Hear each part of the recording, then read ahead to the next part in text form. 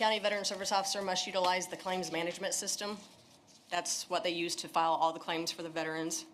They log any interaction with veterans or their family members, and they do intake forms. So as long as they're using that system, they'll be fully in compliance, which Joe is. You looked at our system, we're good with all that, right? Yeah. Have you seen the office, that's the way it's set up? Not yet, I haven't. Okay. All right. Not yet, I haven't. Okay. Every service officer must get a PIF card, which is the personal identity verification card. That's the card that allows you to get into the VA secure system and look up a veteran's previous claims or current claims, and it allows you to access all their paperwork.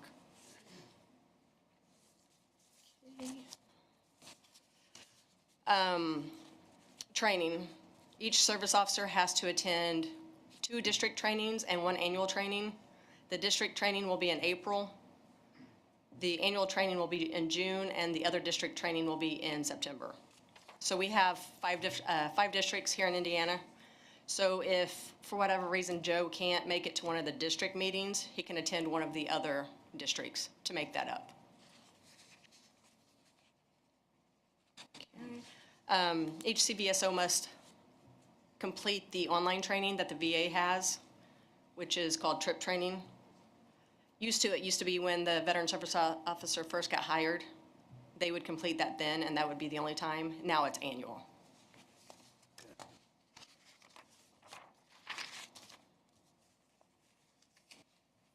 Okay. If for whatever reason you guys hire a new CVSO, they have 30 days to complete their orientation, and then they have 90 days to complete the training and all the tests.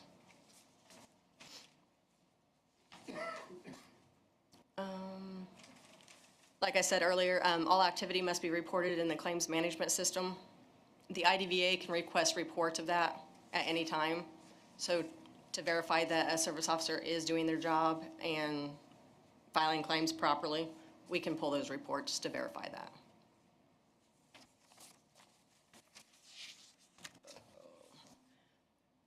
Non-compliance. So if a CVSO fails to stay in compliance, then there will be a letter sent to you guys and to the Veteran Service Officer saying that they're not in compliance. They have 30 days to come up with a fixed plan and then 90 days to fix it. If for whatever reason the issues don't get fixed, then it will go to the commission for a hearing. At that hearing, the CVSO can bring in evidence to represent themselves or make arguments on their behalf. The commission will review everything and decide by majority vote. And once they vote, it's final. If the CVSO doesn't show up to the hearing without good cause, the hearing will happen anyways. And discipline can still be imposed.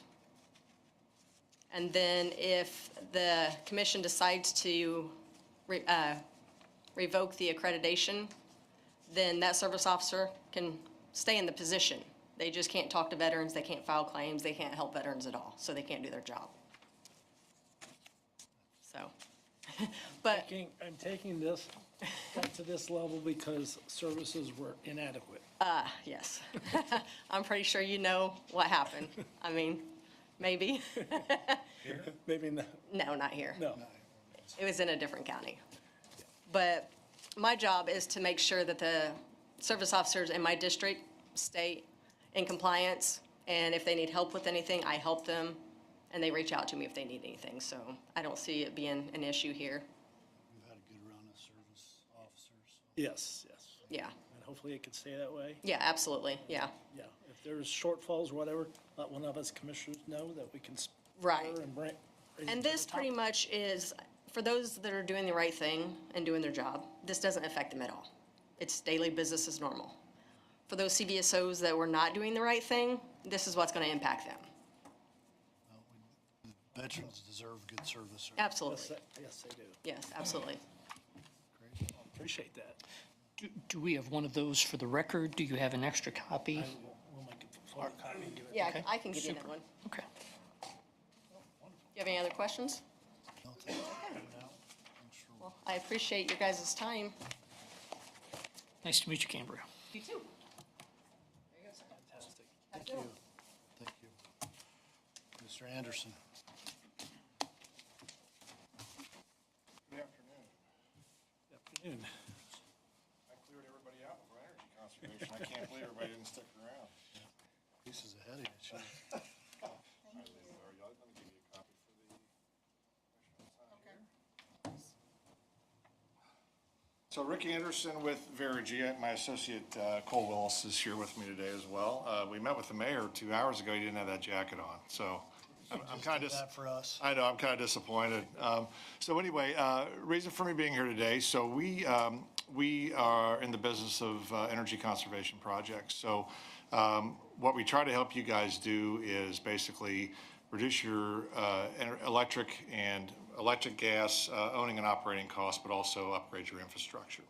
So the first little handout that I gave you, so first of all, there's county attorneys love this, and I'm sorry, I'm going to rattle off some more. IC-36-1-12.5. It's guaranteed savings legislation. Been around, if you look on indiana.gov, it's been around for about 30 years.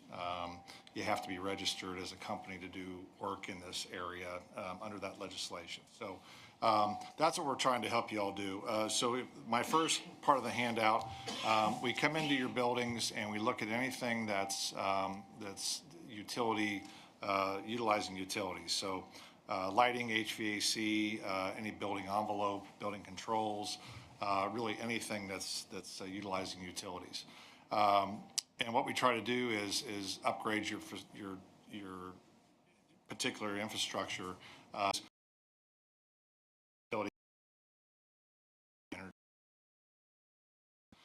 So if you look at the second page on here, I don't know if you guys have heard of the Inflation Reduction Act. It was passed back in '22.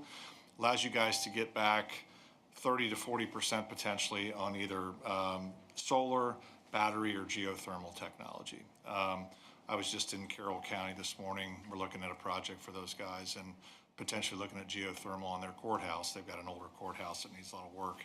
You know, potentially getting them back about $1 million from the federal government on their geothermal project. So we're finding that a lot in opportunities that we come across. Solar was off, though. So you can't get it. Solar's coming off at the end of this year. So we're kind of, I say tick, tick, tick, potentially. And a lot of times solar at a jail makes a lot of sense because of the usage. It's 24/7, 365, but we don't know until we do the analysis for you. So next thing to do would be to do an assessment. We do not charge to do that. We get you utility bills, but we also walk all your county facilities, and then we'd come back to you guys with a potential project and a cash flow for you. At that point, you guys decide, hey, this looks great. We'd like to move forward with something. Or, Rick, thanks so much. Hope you have a nice day. Typically, most places that I go, cities, counties, wherever, there's stuff to do. We're doing a lot of courthouse remodels right now. One of the case histories that I gave you has Ripley County on there. It's the second oldest courthouse in the state down in Versailles. We basically have redone everything in that courthouse, from bathrooms to building controls to HVAC, lighting, the whole kit and caboodle. Was all that paid for, though, through the county budget? That's a great question. So typically you pay for this thing 3 different ways: cash, bond, third-party lease loan. That's for you guys to decide. I'm not the banker in the financial analysis, but what I will do is I'll give you, again, a good project with some recommendations, and then you guys can decide, do we want to move forward with this thing or not. And again, that little carrot with the Inflation Reduction Act, if there's any way that we can get you guys, some money back, it's a pretty substantial little carrot for you. Isn't this what Amoresco did at the jail? Same thing? Did they do a project for you? Amoresco did it at the jail, did it at the courthouse. Did they do it? Did they? I think so. How long ago was that? Right when I started, we started the Amoresco event. I think we signed a contract right before you started, didn't we? How long ago has that been? 19, 2013. 17 years? Okay. 6 or 7 years ago. Okay. Your buddy Hairbrandt? Mike? know Mark well, so we cross paths a lot. But again, I don't know, at the courthouse, I don't know what they did for you. Did they do windows? Did they do, We had windows done before. We had a new roof put on before. I don't know if they did anything because we have, They did the assessment, I think. I think they did the assessment because the way our courthouse is so old. Uh-huh. We have units in the ceiling Yep. that have pumps, yep, like 60-some or 70-some different standalone Oh, yeah. units in the ceiling. So- yep. So I think they just figured out it was too expensive to do that. So, Yeah, and that's interesting because it all depends. If you're trying to fit if we can fit under 20 years on a project, that's what the legislation allows us to do on these projects. So a lot of times, we'll get you back information on everything, and when you say it's too expensive, sometimes if you do lighting, it looks like you've maybe done lighting in all your facilities? Yeah. Okay, that's most are fair. LEDs and But typically, that's where that's where a lot of the savings is. our highway garage is just built 2 years ago. Okay, It's got all LED lighting. The jail was just upgraded. It actually drug on that it just finished last year. did they look at solar at the jail? No, probably wasn't done yet. What's that? You say the jail was just redone, or just done? Yeah, we just finished that project. Well, we just closed it out. Well, we last closed it year in out and 25. took about a year and a half. to Like close it. like a renovation out there? Okay. Okay, so, again, I don't know if there's anything, left to do. But again, we'd be more than happy to, if you think there's anything to do still, we'd be happy to look at it.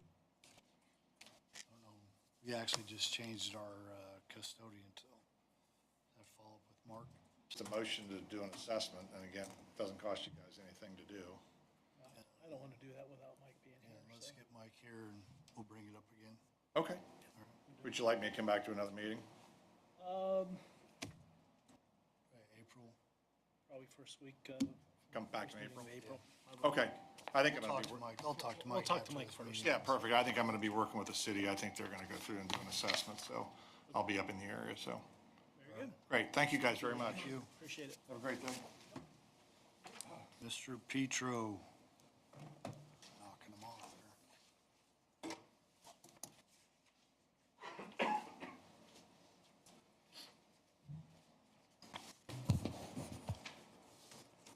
Loud enough you don't need that? No, I just don't want to cough on it.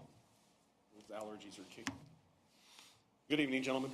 I come before you this evening for permission for a Duke Energy Foundation non-matching grant. Last week I had Miss Jennifer Jordan from Duke Energy in my office explaining to me how much or how many grant opportunities that Duke Energy uses and provides.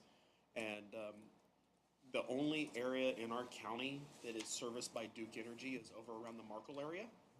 And she said even though we're a small portion, it would still be beneficial for us to fill out the grant information. And these grants or applications are for $20,000 or less. And, pardon me, and I'm looking at some of the items she listed was purchase for voltage detectors, portable impact drills and bits, as well as hazmat monitoring equipment, weather radios for the public, and that's what I'm looking for. I'm looking to get some money for the weather radios so we can start handing them out at special events. During the summer, that's some of the things that I'm gonna be trying to get involved with PR for our office, and getting out in the public and being able to give some giveaways, if you will. I just recently got 24 new smoke alarms given to us from the Red Cross. So when we go out into the public, I can start, having some small drawings or what, what you will. But, so I'm basically coming in front of you today, asking for permission to put in for this grant through the Duke Foundation. I'm gonna be applying for $10,000 for emergency weather radios. It says 5 on it, so I just want. Oh, sorry. Okay. Ted, didn't we pass something that if it was a non-matching grant, we didn't need? We'd have to change the policy. We Yeah, I don't believe we did. I think we may have had a discussion, but the concept was good, bad, and different grant applications are supposed to come to the Board of Commissioners to say, go get it or not. Some of the problems, and this one isn't like that, but some of them are like, hey, you need the grants closed in 5 days, and there might not be a meeting, so I just want to make sure we didn't miss out, but I don't know that we want to change the policy yet until we read through it. But Yeah, we could always look at the Once you policy submit and it, see what we when do. would be the date they would notify recipients? April 15th is the closing date on this. By the time they pick it, you'll know by Mother's Probably Day within a or week or within, two later. okay. I'll make a motion to allow, I'm sorry? President has to sign. Okay, thank you.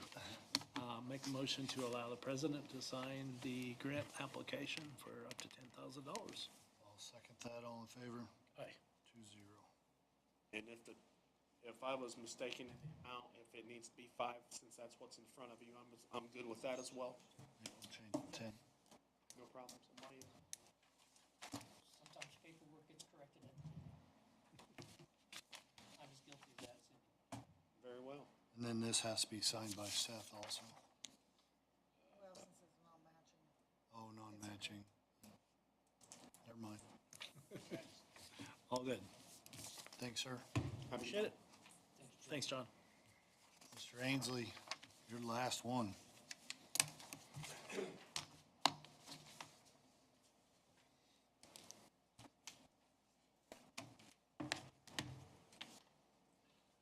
So, we did not have any success with Bluffton Regional Medical Center. They have been busy and we haven't had any return phone call. I believe that so basically, 2 weeks or so from now. That way you guys can proceed with what is needed here. And that will give me a time to arrange my volunteers to move this stuff. And, I mean, if that would work for you guys. That'd be great. And at this point, as far as the file cabinets, other cabinets, the desk, tables, is there anyone I need to check with as far as what is inventory for the county versus what we have picked up as odds and ends? I had Bobby, before she left, go through that inventory, and none of it's the county's. Okay, I was gonna say, I was hoping you did that, so. all right. So we'll leave behind the computer and the phone, and we'll move everything else. And for the future, still want to look at being able to work together. Very good. All right, thank you. Thank you. Thank you.